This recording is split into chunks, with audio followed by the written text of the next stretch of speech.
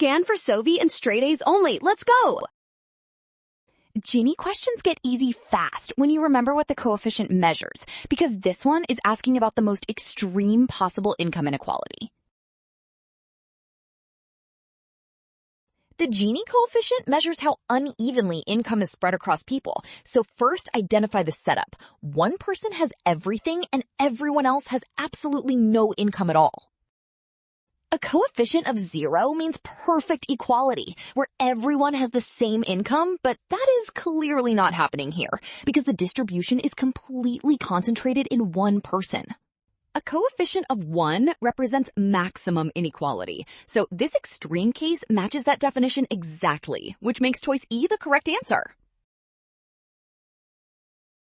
Well done! Scan now. The trap is rushing or sign confusion.